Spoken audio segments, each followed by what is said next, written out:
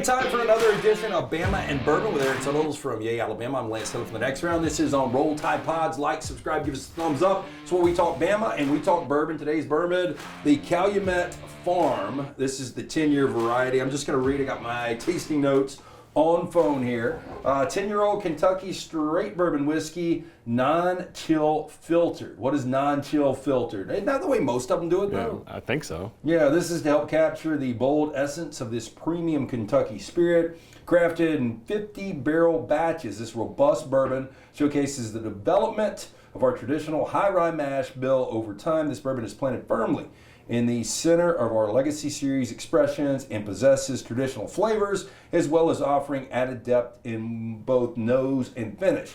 10-year-old Calumet Farm Bourbon is offered in the honor of the famous thoroughbred sire, Bull Leo. I'm just reading about Bull Leo on the back here. Is Bull Leo a badass? It's what, apparently that was the horse that put Calumet Farms on the map. Okay. Hey, whatever does it.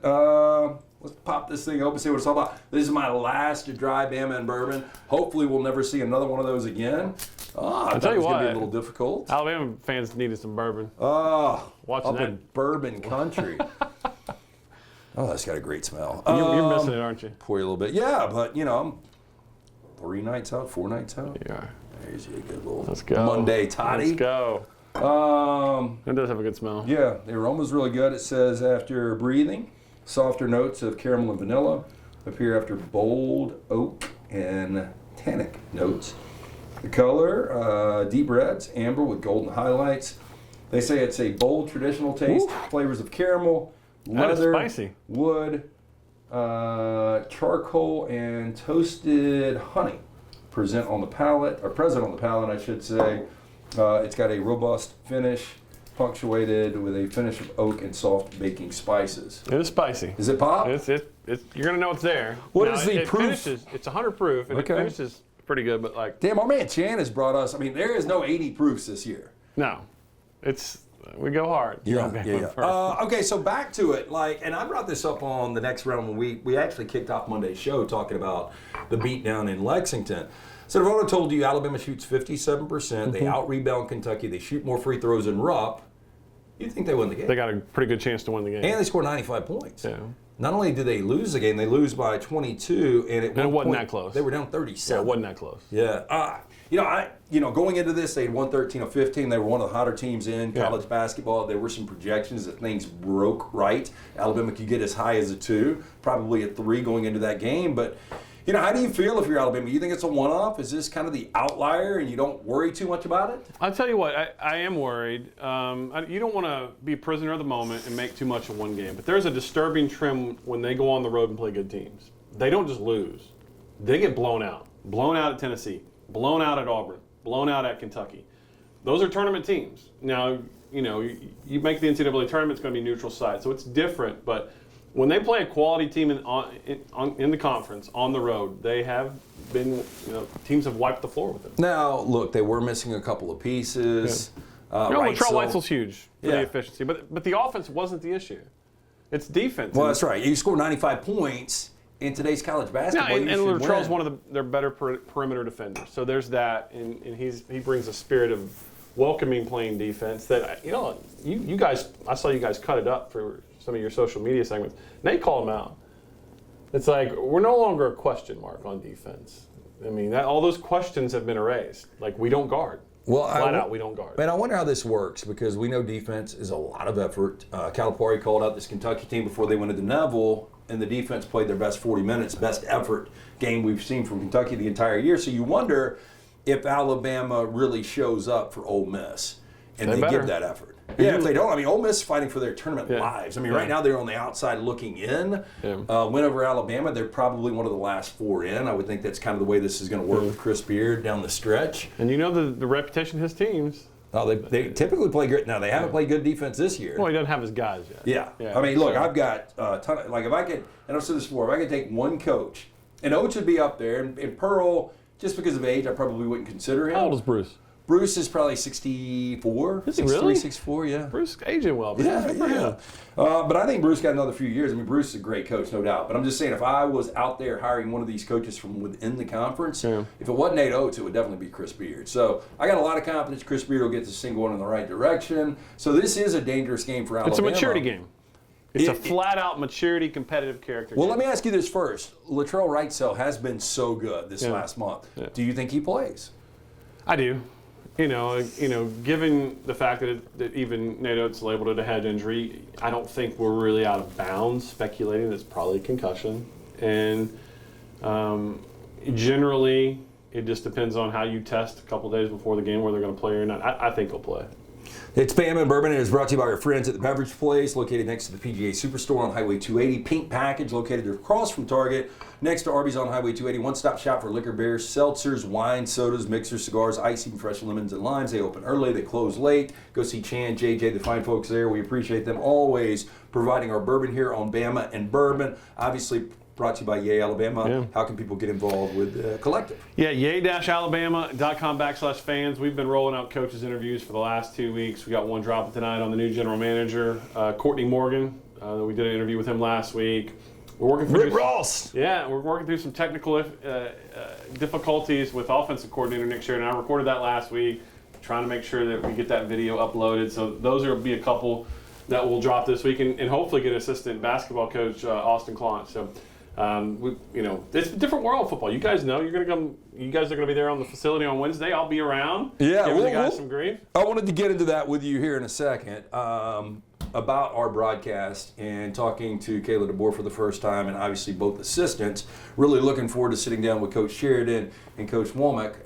We'll get into that in a little bit, but wanted to put a little close on Alabama basketball. Yeah. I mean, Kentucky scored 58 in the first half and 58 in the second half. It was 59 embarrassing. in the second half. Yeah, it was an embarrassing defensive effort. And look, they're skilled, and we knew they're one of the top rated offensive efficiency teams in the country. I think Cal said they're a young team, so now they're getting older, and they're sort of peaking at the right time. Dude, and I will say this about Kentucky: that team we saw the last 2 Saturdays. Not the same team. Yeah, and I don't like. I almost put them with UConn, Houston. I think they're that good when they play like they did the last couple of weeks. But again, that's the problem with a young team is they're so inconsistency. They're trying to ride the roller coaster of playing 18, 19-year-old kids. So look, there's no shame in losing to Kentucky. The problem I have is you got blown out at Tennessee, at Auburn, and Kentucky. And no one would expect it. You weren't favored in those games. You were going to win those games, but you got to be in them. Well, and that's what's weird about this team is like, I don't think with some of the losses, I don't think there was an expectation to win this league. But going into Saturday's game, it was all about winning the regular season. Mm-hmm. And now you've still got a one-game league with really difficult schedule coming up. But it's going to be a weird season if Alabama wins the SEC regular season and you look back and you look at the losses in Lexington, in Auburn, in Knoxville. Yeah. Well, look, I don't know. I haven't run the analytics on it. Maybe you guys have talked about it. They got to have one of the tougher in-league schedules this year. Catching Florida twice. I forgot what strength schedule is overall. Catching Tennessee twice. But I mean, if you just Auburn twice. Look out of conference, what you have with Purdue, Arizona, and Creighton. I mean, which is why their losses are kind of high for what you would traditionally see for a 3 seed. That's why because they challenged themselves. What do you expect though in Oxford on Wednesday night? Like, I think this game's going to be right around a pick. Alabama maybe a 1.5, 2-point favorite. I think it's a must-win if you want to remain in the conference regular season championship conversation, and then everything will point to March 2nd versus Tennessee. But this team has always surprised me. Like when I didn't write them off, but I lowered my expectations out of conference when they went on that skid. You know, I didn't like what I saw down the stretch in Arizona. I thought the body language was bad. And they were in that game for the majority of it. I didn't like the way they closed. But again, that's out of conference. I think this team has grown up a little bit. I'll be surprised if they don't fight and sort of reclaim, try to rebut what Coach Oates has said about them. Well, I mean, we go back to what was said. I mean, 2 motivational points from iconic, Hall of Fame coaches. First, Rick Pitino, him calling St. John's out and saying we have no athleticism at all. They've won back-to-back games now. They're back squarely on the bubble after beating Creighton on Sunday. And then Calipari calling out Kentucky's defense and effort before the Auburn game And it's so weird with this Kentucky team because you get a dominant win over Auburn on the road. Yep. Then you lose on a putback final possession against LSU, a game that you should have won. And then you completely offensively dominate Alabama. So, all in all, I would say for a full 7 days, it was a great week for Kentucky basketball, but there was that down. But I don't know. You just wonder, the Pitino and the Calipari comments work for both St. John's and Kentucky. I mean, do you think this, you shouldn't even, Brown said this on the next round, he shouldn't even have to say anything to this team. No. But now that he's called them out, you just wonder how they respond on Wednesday. And I think they'll respond well. I mean, they still got a good group of character guys. I think part of it is they just caught Kentucky at a bad time. I really think that last-second loss against LSU shocked them, and they needed to get right in a big way. And they were going to be up for the game with 13th-ranked Alabama, leading the SEC in their building. I think Alabama, this is going to tell you a lot about this team, the competitive character that they show up and compete with, and the maturity of this team. Okay, before we get into football, it is Bama Bourbon. Like, subscribe, give us that thumbs up on Roll Tide Pods. We would appreciate that. Aaron Suttles from Alabama. I'm Lance Taylor from the next round. Calumet Farm, the 10-year variety. It's 100 proof. Pretty good. I'm salivating over here just because I haven't had bourbon. Yeah. So the last time I had a drink was a Stella on a Wednesday night, which was, last night at January 31st or whatever. Yeah. So I haven't had bourbon since before that. So hell, it's been like 5 weeks, and just doing this every week. This is spicy. The initial taste of this is gonna be spicy, but once it settles, your tongue, your mouth gets used to the spice. It's really good. There was a time where I did not like rye really. And I was there with you. Yeah, I've grown to like the rye. Yeah. I think a lot of it is just us doing these different tastings. Yeah, our maturing. Our taste buds are maturing. Every week here on Bama and Bourbon. Again, this is the non-chill filtered. Helps capture the bold essence of this premium Kentucky spirit, crafted in 50-barrel batches. And it's kind of a pretentious bottle. Is that fair? It's I can see that, the gold leaf on it, and yeah. Yeah, like the what do we want to call this? This is almost the Hawaiian blue that the Detroit Lions wear. It's kind of a weird coloring though, right? It's a little, if the gold was a little more yellow, it'd be like UCLA colors. Yeah, if it was a more pop yellow. Yeah. And I mean, you could go Rams on this. Right. Boy, that might be one of my favorite bottles just aesthetically. But it smells good. I think the coloring's really good. And all in all, it's good. Good bourbon? Yeah, enjoy Good one to just go neat on the rocks? Yeah. I think the water will initially help if you don't like super spicy.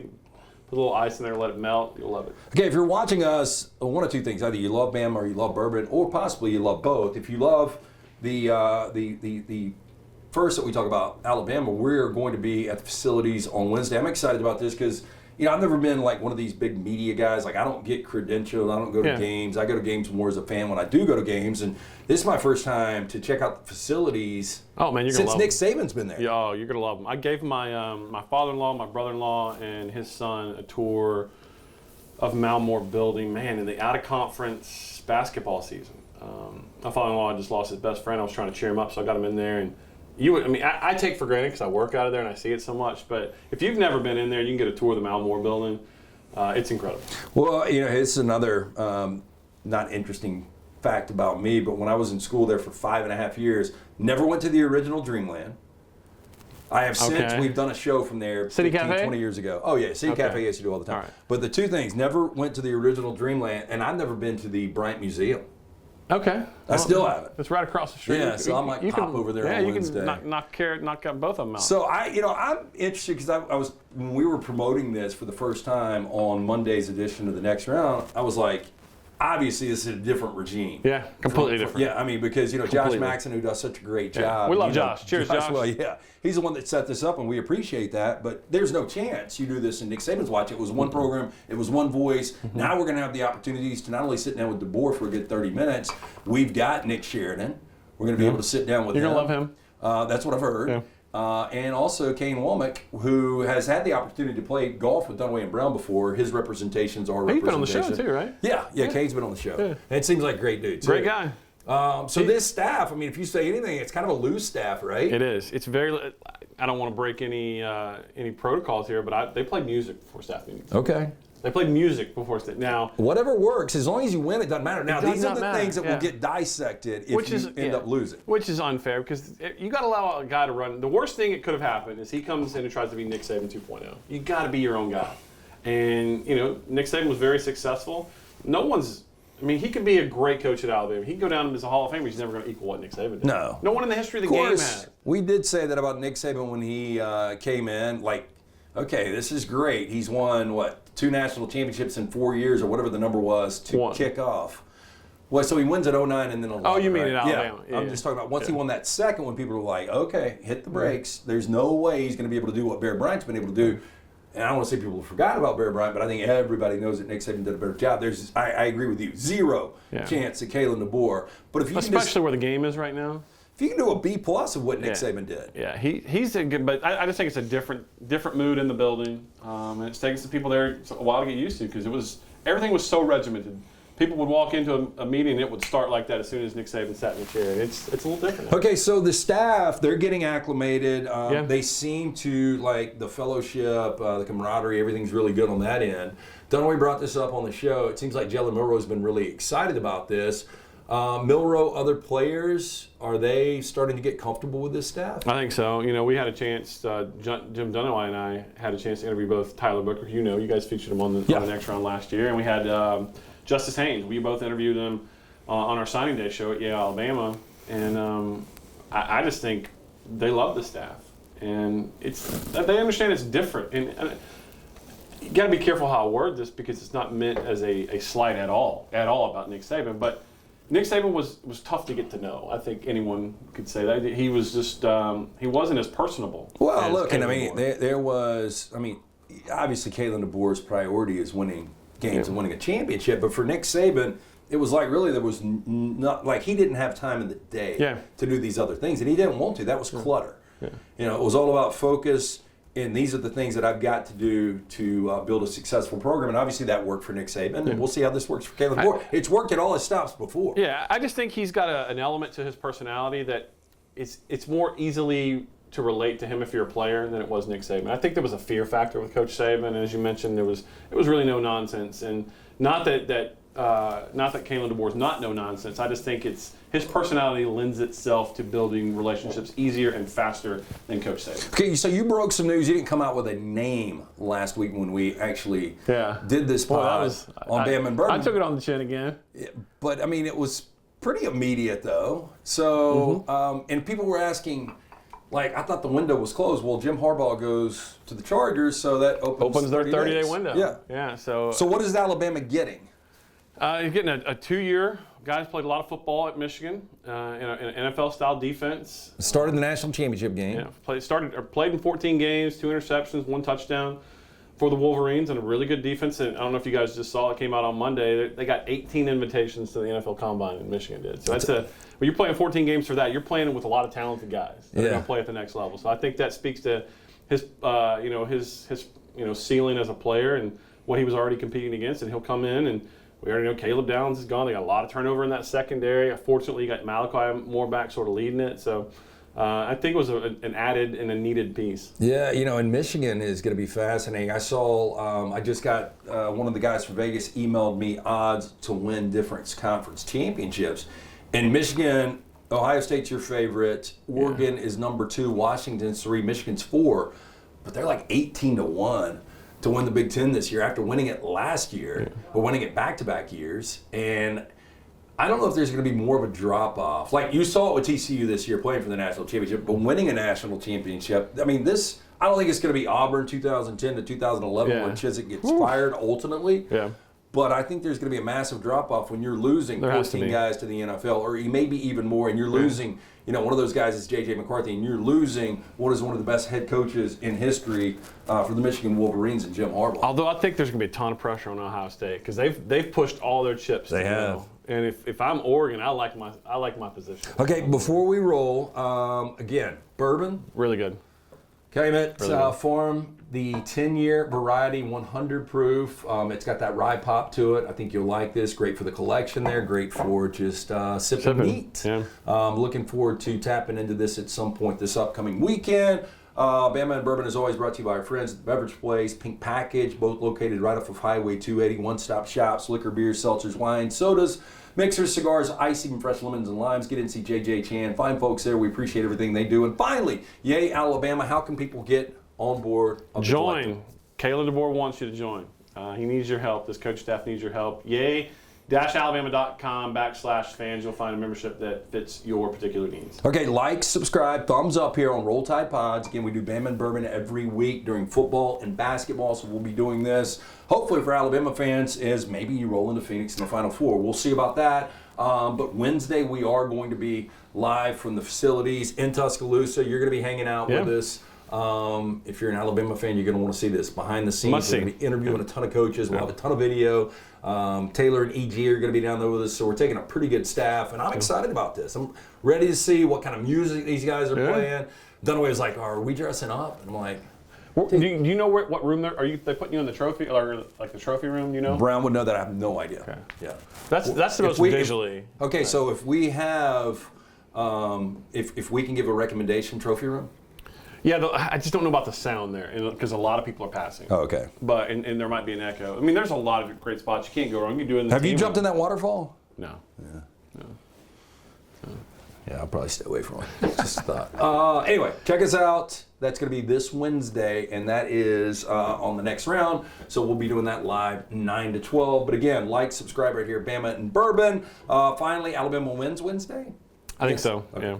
Big win. We'll see what happens there. We'll be back next week. We'll give you a full recap of our experience sitting down with Kalen DeBoer and his staff, and also get you ready as we get really, really close to the SEC basketball tournament in Nashville. Again, Bama and Bourbon, special thanks, Beverage Place, Pink Package, Yay, Alabama, Aaron Suttles. You guys like, subscribe, give us that thumbs up.